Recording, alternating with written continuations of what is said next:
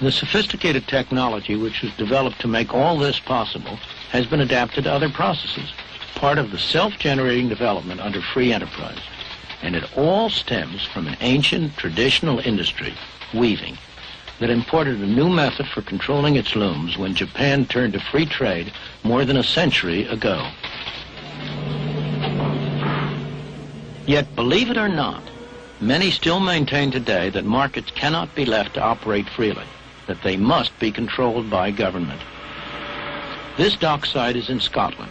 A British government, a socialist government, decided that its role was to protect the workers here from competition. So down there in Govan shipyards, they're building these vessels for the Polish government.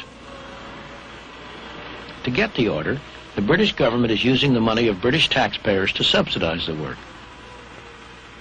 In other words, British people are making these ships in order to sell them at a loss to the Poles.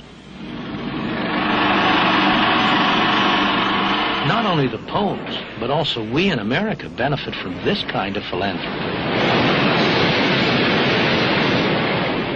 The steel industry in the United States makes a fine product. Other countries do too. And their steel is often cheaper, sometimes because their taxpayers subsidize it. So why shouldn't the American consumer buy steel wherever he can get it cheapest, at home or abroad? The American steel industry works very hard, trying to persuade us that it's not in our self-interest to buy in the cheapest market. They urge the government to restrict what they call unfair competition, though of course they recognize that there are dangers in this. The dilemma of asking our government for assistance in this problem of unfair competition bothers many of us because the sword does cut both ways.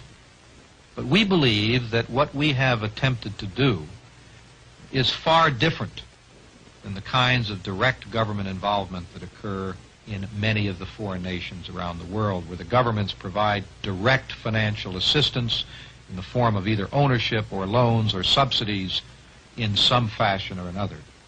What we have attempted to do is simply to get our government to enforce United States laws against unfair competition that have been on the United States books. We draw a clear distinction between that and, for example, the several $100 million that the French government has granted to the French steel companies, or that the British Steel Corporation has received $1.3 billion for capital investment this year. So that while we are uneasy in any way interfacing with our government in what we traditionally believe are the free enterprise prerogatives, yet what we're only asking for is that the government enforce the laws that our Congress has passed. When anyone complains about unfair competition, consumers beware. That is really a cry for special privilege, always at the expense of the consumer. What we need in this country is free competition. As consumers buying in an international market, the more unfair the competition, the better. That means lower prices and better quality for us. If foreign governments want to use their taxpayers' money to sell people in the United States goods below cost, why should we complain? Their own taxpayers will complain soon enough, and it will not last for very long. History provides lots of evidence on what happens when government-protected industries compete with industries who have to operate in an open and free market. It's almost always the government-protected industries that come out second best. Nothing would promote the long-run health of the steel industry, make it into a more efficient, profitable, and productive industry than for the U.S. government to keep its hands off, neither providing special privileges nor imposing special restraints. And what's true for the steel industry is true for every other industry in the country.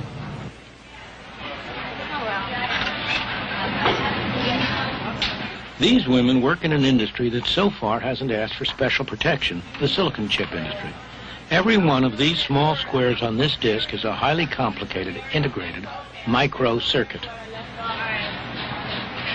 An American technician examines them for defects. It's highly skilled work, and she's had a lot of training. When she's done her job, the rejects will be separated from the rest, and the good circuits will be packed up and sent halfway round the world to Malaysia.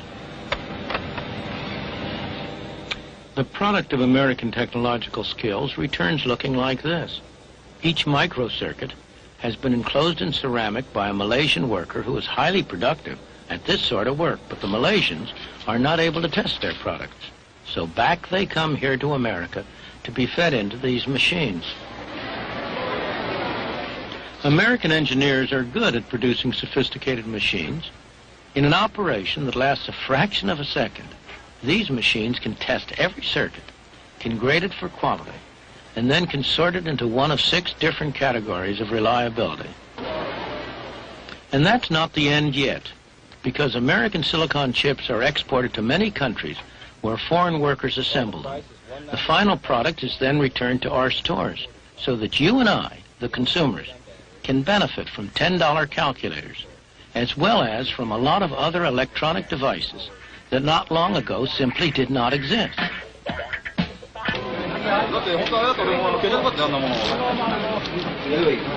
But even when the international market in labor is seen to work to everyone's advantage, people still put up arguments against it. The usual argument against complete free trade is that cheap labor from abroad will take jobs away from workers at home. Well, what is cheap? Japanese workers paid in yen, and American workers paid in dollars. How do we compare the yen with the dollars? We need some way of transforming the one into the other. That is where the exchange rate enters in, the price of yen in terms of the dollar. Suppose, at some exchange rate, Japanese goods are in general cheaper than American goods. Then we will be buying much from Japan and selling little to them. But what will the Japanese do with the extra dollars they earn? They don't want to buy American goods. By assumption, those are all dear. They want to buy Japanese goods, but to buy Japanese goods, they need yen. Calls will come in from all over the world to places like this, offering to buy yen for dollars. But there will be more offers to buy yen than to sell yen. In order to get customers, those offering to buy will have to raise the price. The price of yen in terms of dollars will go up. As you remember, that is what happened in 1977 and 1978. By late 1978, it took 50% more dollars to buy a given amount of yen than it had taken a year earlier. But what happens when the price of the yen in terms of dollars goes up? Japanese labor is no longer so cheap. Japanese goods are no longer so attractive to American consumers. On the other hand, American labor is no longer so dear to Japanese. American goods are more attractive to the Japanese. We will export more to them. We will import less from them. New jobs will be created in export industries to replace any jobs that might have been lost in industries competing with imports. That is how a free market and foreign exchange balances trade around the world when it is permitted to operate. As you contemplate this, you may come to agree with me that what we need are constitutional restraints on the power of government to interfere with free markets in foreign exchange, in foreign trade, in many other aspects of our lives.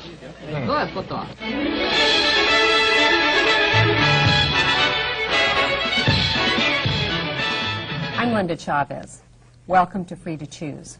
Joining Dr. Friedman tonight for discussion of free trade are Michael Walker of the Fraser Institute in Vancouver, British Columbia, and Stephen Cohen of the University of California at Berkeley. Dr. Cohen, is Dr. Friedman right? Should we keep government totally out of it and allow Adam Smith's invisible hand to operate? It's not even a question of right. It's a question of impossible. We've been trying to keep government out of our economy now for several hundred years. Have we? Oh, I think we definitely have. The last 10 years have witnessed the greatest crusade to pull government out of the economy in this country in many, many years. The net result is we have much more of it. This is a way of Alexander Hamilton, in his report on manufacturing, said, get it in. Came out in favor of government involvement. And since then... And tariffs on steel were introduced early in the 19th century because steel was said to be an infant industry. And it was. It was, and it still